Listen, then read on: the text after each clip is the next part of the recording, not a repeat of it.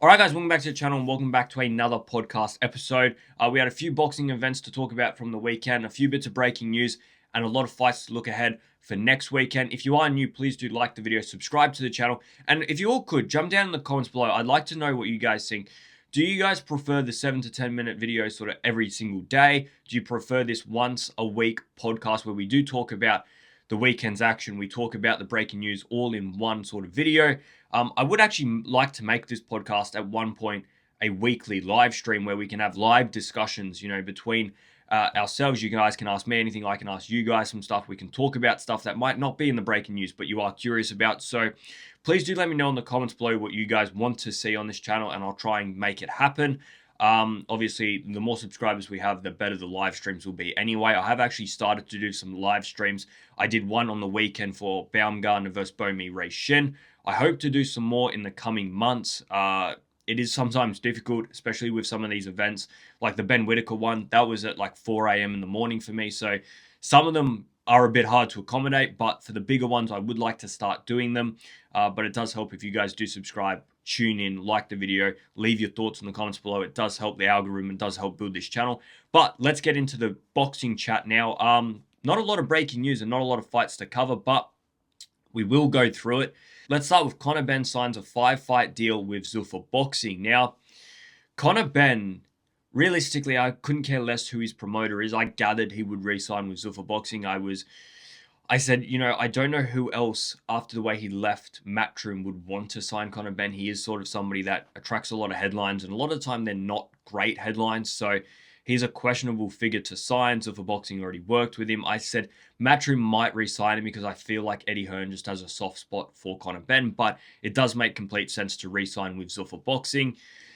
I don't care who signs with Zuffa Boxing. We're going to see plenty of fighters signing for them. What I care about is what fights we see them in after they sign.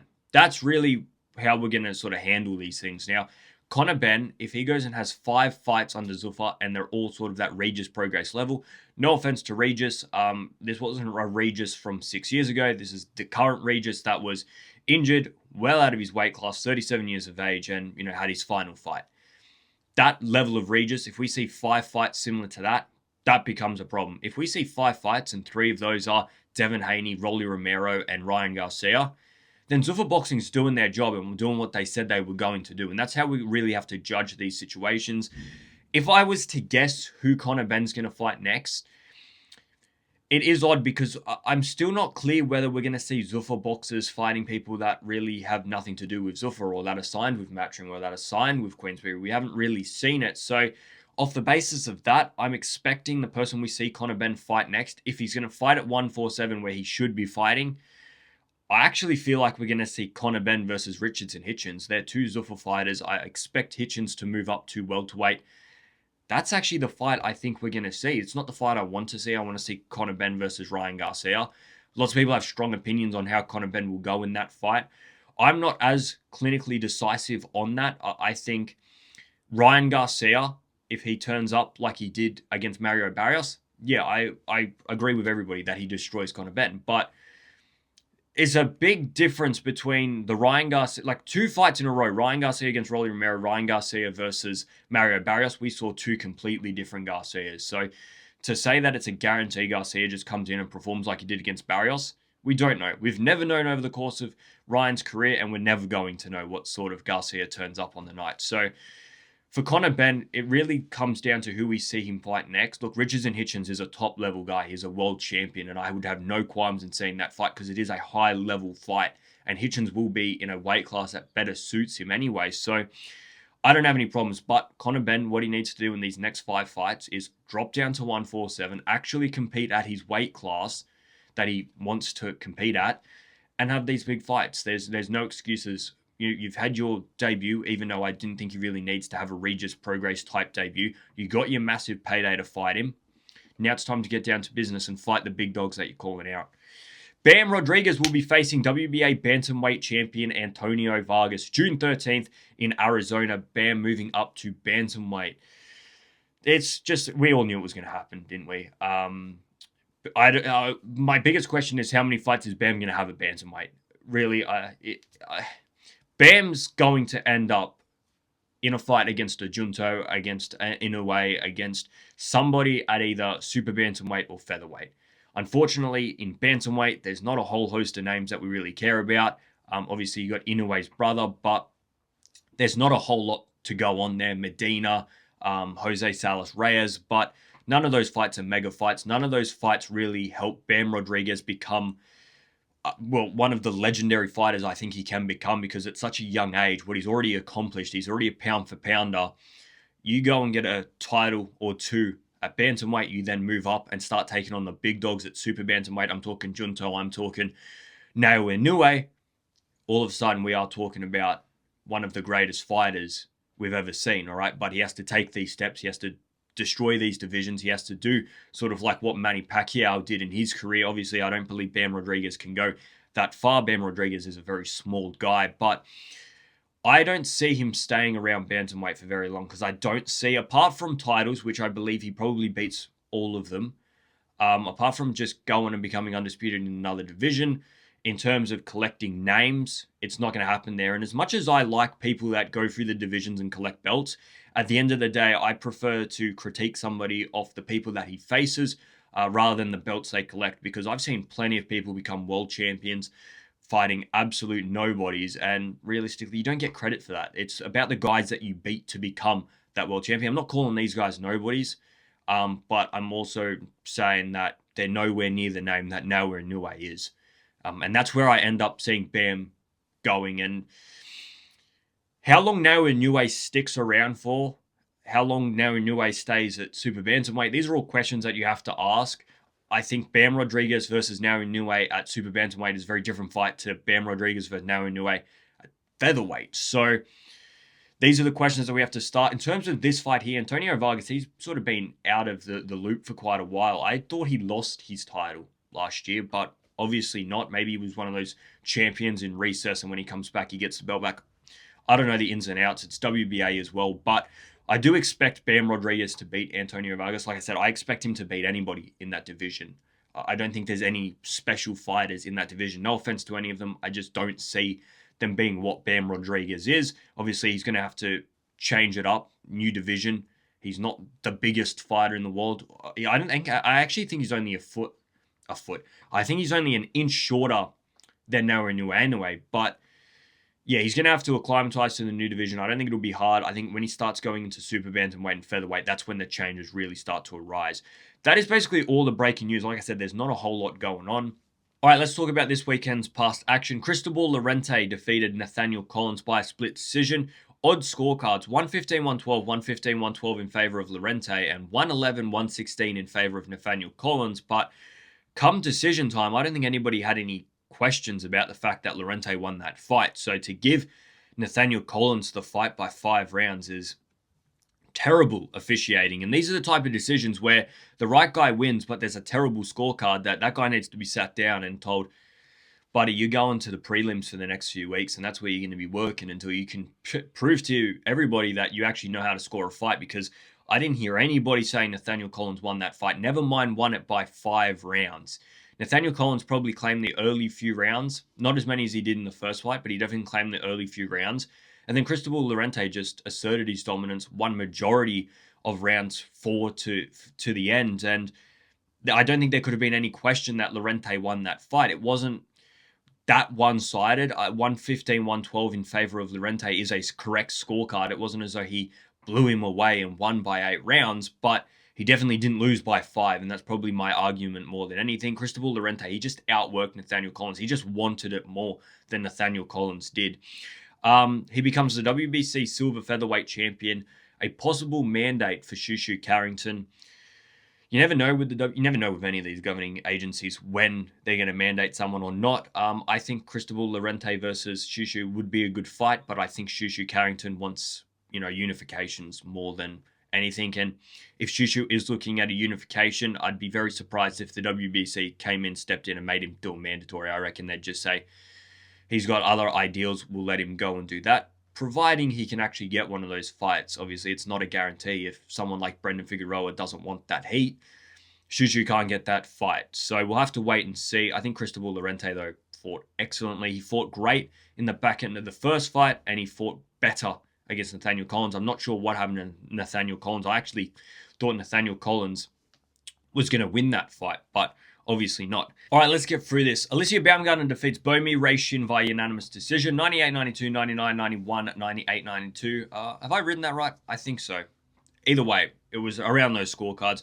Following the win, she calls out Amanda Serrano or Katie Taylor, and basically dismisses Caroline Dubois completely. Let's talk about the fight first. I did do a live stream during this fight. I scored at 97-93. I thought Bomi Reishin put in a very valiant effort, won a good few rounds. Definitely didn't do enough to get a draw or a win, but put on a great night of boxing. Very entertaining main card, and lots of it is because of her. She fought excellently on the inside, which Baumgardner looked awful. She hurt Baumgardner, cut her eye, and Bomi Reishin, I think she got a $50,000 or $60,000 paycheck as a added-on bonus for that fight. So very well done from Bomi Reishin. Ultimately, coming into that fight, everybody thought Baumgardner would win. I picked Baumgardner to get a win via a stoppage.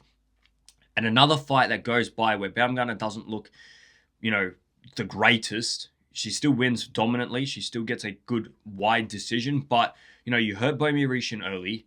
And once again, you failed to figure out how to get her out of there. You looked poor on the inside. You were hit a heap of times. And this fight, Layla Boudon, the one before it, I've just not been impressed from what I've seen from the Bomb in the last few fights. I don't think saying that it's because it's 3-minute rounds is an excuse, because she's actually said that she prefers the 3-minute rounds. She says she's got more time to actually fight the way she wants to fight. So for me, that's not an excuse to say that she's getting used to the 3-minute round. She's the one that wanted the 3-minute rounds. She keeps saying that she fights better under 3-minute rounds. So why are the better performances not coming out? And that's my question. Like I said, she called out Amanda Serrano or Katie Taylor. They did say after that fight, Amanda Serrano is fighting Nina Minke, that for a unified title. I don't think it's for Undisputed. I think it's unified. Or Katie Taylor. Katie Taylor obviously having her final fight at Croke Park. That fight there for Katie Taylor, I mean, if she wants a mega fight for her last fight, if she wants another big name to add to her resume, you take the Baumgardner fight. I think it picks up a lot of steam. Katie Taylor has the advantage. She's the bigger fighter. She's the better fighter. And you're at home. So for me, if Katie Taylor, you sign in that one, obviously it's not as easy to negotiate because Katie Taylor's with Matchroom, whereas Amanda Serrano is also an MVP fighter. I just don't think Jake Paul wants Serrano taking on Baumgardner.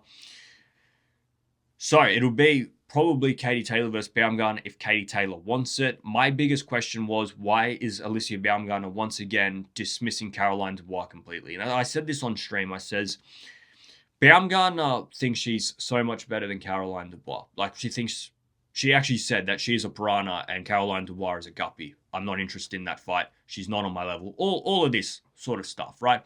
Boxing talk, fighter talk. Yeah, cool, great. I think Baumgardner and Dubois, all right, an American versus a Brit, two people that have trashed each other a heap online at fights. I think this fight picks up a lot of media. It picks up a lot of noise. I think the fight's easy to make. I think Caroline Dubois would take it.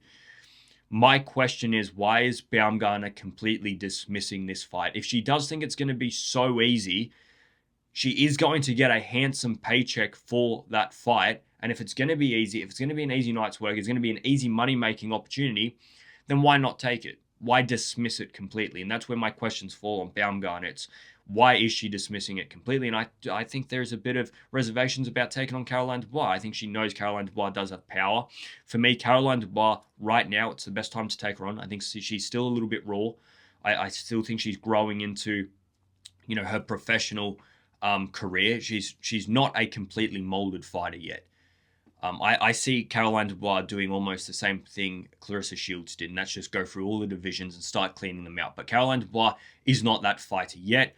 You even compare performances. Baumgardner got Terry Harper out of there. Caroline Dubois went to a decision. If we're doing that sort of comparison, I think Baumgardner is a little bit scared. I think she's a little bit nervous, and I think that's reflective not only her performances, but how good Caroline Dubois could be.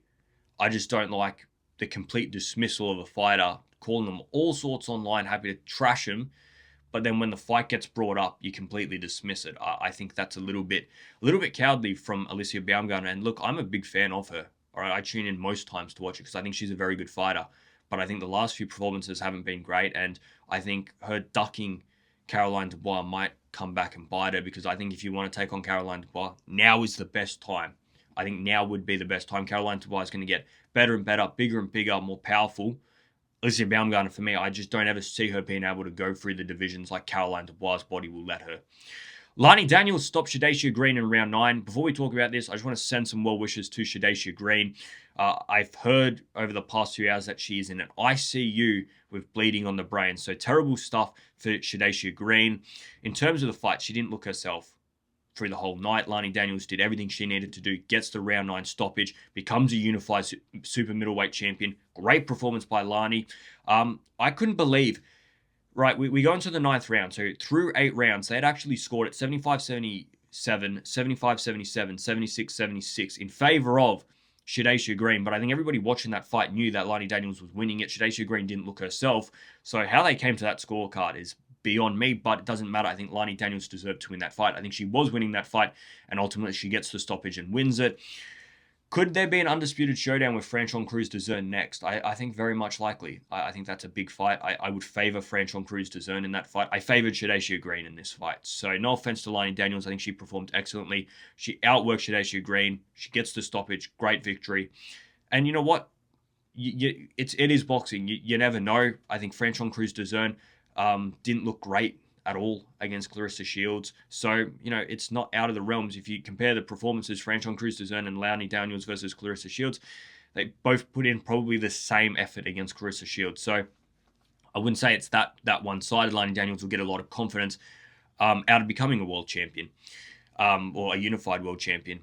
Ben Whittaker stops Brian Suarez in round 1. This is the second round 1 stoppage in a row. Obviously, Benjamin Gavazi before this, and Liam Cameron, that was round 2 as well. So, you know what? Ben Whittaker I've always known as this flamboyant, precise, composed, technically gifted and talented fighter. But the power that he's now showing, this work under Andy Lee, this killer instinct that he's showing now, I like it even more. I liked him being that flamboyant sort of showboaty character anyway. Lots of people dislike it. I think some of the greatest fighters we've ever seen were showboats. All right, Muhammad Ali, showboat. Prince Nassim, a showboat. I don't mind it. I like it. I think it attracts eyes. I think it gets a crowd. I think it's a good way of, bringing in casual viewers as well. It's a good way of, breaking that boundary between boxing fans and casual fans. People will tune in to like him. All right. So Ben Whittaker, another great performance. Not a lot to dissect in the fight. A great left hook to the body followed by a right hook to the back of the head. I thought it was a legal shot, but some people claim differently. Look, I think we've got to talk about Andy Lee's impact on Ben Whittaker. He's just getting better and better, and Andy Lee is becoming one of the greatest trainers in the world right now. All right, he's got a lot to do to become one of the greatest ever, but I think some of the work he's been doing recently with some of these fighters, obviously not everything's gone his way. Obviously, Joseph Parker lost to Fabio Wardley, but, the Hamza Shiraz turnaround is one that I always look at and say, he looks like a completely different fighter. Ben Whittaker's getting better and better. And, I also heard Ben Whittaker talking about he's taken advice from Terence Crawford. Terence Crawford said, stop playing with your food and, really just get these guys out of here. And Ben Whittaker, you've seen that change in his attitude. It's, let's get these guys out of here. I guess the big thing is Benjamin Gavazi, Brian Suarez, nobody rated them coming into these fights. Everybody thought they were going to lose. They lost, and really nothing was learnt. Ben Whittaker didn't get any sort of hard rounds in, and he hasn't been tested. So that's really the next step. And I just don't really want to see him in another fight that goes 1 or 2 rounds. It's, let's see you in 8 to 10 hard rounds against a good level light heavyweight opponent. Now, Eddie Hearn said June 27th, Zayas versus Boots card. That is where we're going to see Ben Whittaker next. Opponent yet to be announced. And then following that, he wants to have another fight in Birmingham later in the year, which is going to be a domestic super fight or a world title eliminator. Let's talk about June 27th first, because I think that'll be the one that I have questions about. Him saying that he's going to come back to Birmingham in a domestic super fight or world title eliminator guarantees a good opponent. But jamming a fight in June and then wanting another one later in the year makes me a little bit dubious that the one that we're going to see in June ain't going to be that great either. And that's my question. They're just calling it a US debut. Whenever they use things like this, they're always almost sort of creating an argument for why the opponent isn't what we want to see. Jerome Butzenis moving up a division. We have his debut here, so it's a shit opponent.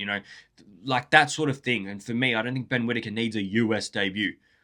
All right, the guy is a great amateur. He's fought all around the world. Why does he need a US debut? We need him in there with a challenging, tough opponent. And you know what? I've named some of them here. I think possible names that we could see him in there with Imam Khatiev, Connor Wallace. I think Khalil Coe is the one that I keep saying I reckon that's the one we're going to see because he's an American. Atif Overton. English names that we're either going to see in the next fight or the one later in the year. Zach Parker, Willie Hutchinson, I saw calling out Ben Whittaker. So that one's very likely to happen if Willie Hutchinson wants that action as well. I think that's a tremendous fight. And I think it's a difficult fight. Willie Hutchinson can very much, shut you out of a fight completely. The constant movement, he is a handful. Joshua Buatsi, Craig Richards, Anthony Yard, some other names that we could see him in. Albert Ramirez, Najee Lopez, or David Morrell. Those ones more likely to happen later in the year, though, because they're probably the harder names. Obviously, there's a few hard names there. Joshua Buatsi, Anthony Yard. There is plenty of names there to select from. So there's no excuses to say that we can't find an opponent. Those are a heap of names. I haven't even included all the light heavyweight contenders in the top 15, top 20, but those are sort of names that I think we're going to see likely. I think people around that level of Imam Khatiev, Connor Wallace, Khalil Coe, Zach Parker, Craig Richards, those type of opponents, I could see him fighting in June 27th. The rest of those names, Anthony Yard, Morrell, Ramirez, Willie Hutchinson, I see a lot of those names more likely to happen at the back end of the year because those are the harder fights. Realistically, I don't care. I don't care who it is, but it has to sort of be in that level. Nothing below that. Even Khalil Coe, I think he blasts Khalil Coe away. I just put him in there because I think he's an American cruiserweight. He's coming off a winner for Jesse Hart. I think that's the fight they're going to make him have, and it's not the one I want to see him in. I thought Khalil Coe looked ordinary at best in that fight, so I think that's the one we're going to see him in, though. Let's talk about next weekend's action. Well, some of this is actually during the week, but we got Jason Maloney taking on Andre Donovan, Connor Wallace taking on Walter Sequeira, Ben Marnie versus Dan Hill, Max Money McIntyre and Austin Akuso also fighting on the card. That fight happening at the Fortitude Music Hall in Brisbane. Ben Marnie, he's not terribly far away, I don't believe, from super welterweight higher honors. I mean, 16 victories, 1 draw, 0 losses. He's somebody that I think should be facing a Nikita Tszyu. I think that fight there should be made. I'm not sure why it's not been made. I think, Nikita Tszyu wants that next step up. Is Oscar Diaz better than Ben Marnie? We're going to have to wait and see. But I think a good domestic high-level fight is Ben Marnie versus Nikita Tszyu. And Ben Marnie, you get that win, you skyrocket, and Nikita Tszyu, you win that fight. It's another step up, and it's another tough opponent. So I think he's being overlooked. I think Ben Marnie does win his fight. Connor Wallace, 10 months out of the ring. And he's not terribly far away from high honors in the light heavyweight division either. WBO number 6, IBF number 2, and WBC number 11. So he had that IBF title eliminator. I want to say it was the back end of 2024. It could have been the early parts of 2025, but I'm more tempted to say it was 2024. He's beaten some good names. Jerome Pampelone, I just think he needs to regularly be back in the ring, and he does need another step up. I think this fight here, he'll beat Walter Sequeira quite easily, but I think he needs a tough test, and that's why I say, him versus Ben Whittaker, that is a tough test. Connor Wallace, although an Australian, he's English, he sort of falls into that bracket of he fights in Australia, but he was born in England. Max Money McIntyre, he's fighting on the card as well. He's a good super middleweight, 21 years of age, 9 victories, 8 KOs, good amateur. His opponent, look, he's going to blast his opponent away at the end of the day, but he's looking a very, very good young talent. He's working in and around people like Jai Patai, who's a great person to be working in and around that. Obviously, he's a Tasman fighter, so he's got those connections there. He's a top guy, and he's one person that I expect to see in the coming years really start pushing for those high honors, like I said. Austin Akuso, 10-0, 27 years of age. If he does want to, seriously become a boxing world champion, it is definitely go time now. He's a light heavyweighter. Let's see him in these tough, harder fights. Lawrence Okolie is taking on Tony Yoka in France for the WBC Silver Heavyweight Championship. Tony Yoka is the weirdest guy, honestly. How that guy won a gold medal and what I've seen in him as a professional, I'm not very impressed. Like, he beat Filip Hrgović and Joe Joyce to become a gold medalist, but I expect Lawrence Okolie to actually blast him away. I think Lawrence Okolie is a very, very good heavyweight. I think, he's shown that in his few fights. That Kevin Lorena one was really his biggest test at heavyweight up until that was heavyweight, wasn't it? I'm pretty sure that was his first fight at heavyweight that Kevin Lerena won, and he hurt his arm, but still cruised to a dominant victory. I expect him to beat Tony Yoka. I know it's Tony Yoka's backyard, but I expect Lawrence Okolie to win that fight. And realistically, I think Lawrence Okolie is bordering on being in these fights against your top dogs. I think he's very, very close. If not, he should already be in those fights. I think, like I said, I think he blasts Tony Yoka away. I think he's that much better than him. Bakary Samake is taking on Emel Hedrabij. I think that's how it's pronounced. Probably butchered it. But this could be very much a WBC title eliminator in the super welterweight division. Bakary Sanya is very much at the top of that division, 19-0. Emel is 22-0-1. This should really be a WBC title eliminator. The winner of this one should ultimately become a mandatory for Sebastian Fundora if Sebastian Fundora is not going to unify. That's where I sit. No more of this Sebastian Fundora picking his fights. I think it's a piss take. The winner of that fight really should become a mandatory if Sebastian Fundora is not going to have a unification. I think unifications you get to say no thank you to your mandatories. But if you're just going to go and pick another person like Keith Thurman, your mandatory has to come next. And in terms of that fight, I do expect Bakary Samake to win that fight. The last card, Jarrell Miller versus Alycia Pero. Miller needs to fight better than he has, man. I think Miller's been awful in his last 3 fights. You've had the Dubois knockout lost. You've had the Andy Ruiz draw. And most recently, where he lost his hair against Kingsley Abe. That performance was terrible. He gets the decision, but it was an awful night of boxing. So Jarrell Miller, if he doesn't, switch on, if he's not there, if he puts in a performance like he did against Kingsley Abe, although I don't think Alycia Pero is an elite heavyweight, I think he's a good heavyweight. I think he can have some good fights. His best win up until date is Jordan Thompson, which probably tells you everything you need to know. He was a good amateur. 13 victories now at 33 years of age. Alycia Pero will win this fight if Jarrell Miller performs the way he has done recently. If Jarrell Miller comes out and performs the way, he sort of did in the early parts of his professional career, then yeah, I expect Jarrell Miller to win it. But I think Miller's been disastrous in his last few performances. And, you got a loss, a draw, and a win in the last few. And you could argue that his win was possibly his worst fucking performance. So, yeah, I'm not sold on Jarrell Miller. I don't know whether it's... Yeah, Jarrell Miller's just a weird case, isn't he? Because half the time he signs up for a fight and then doesn't turn up for the fight. I always think of that Fabio Wardley one. So I expect this fight to happen. If Jarrell Miller's on song, he wins this fight. If he performs like he did against Kingsley Abe, he gets beat. And I don't really rate Alycia Pero that highly. I think he's a good heavyweight. I think he can give some people a good fight, but ultimately he's never going to be a top 15er in my opinion. And Jarrell Miller, if you don't perform, you're going to lose. Guys, let me know in the comments below what you guys think of everything we talked about today. Like the video, subscribe to the channel. If you do like this longer style video, let me know. I'm out of here, guys. See ya.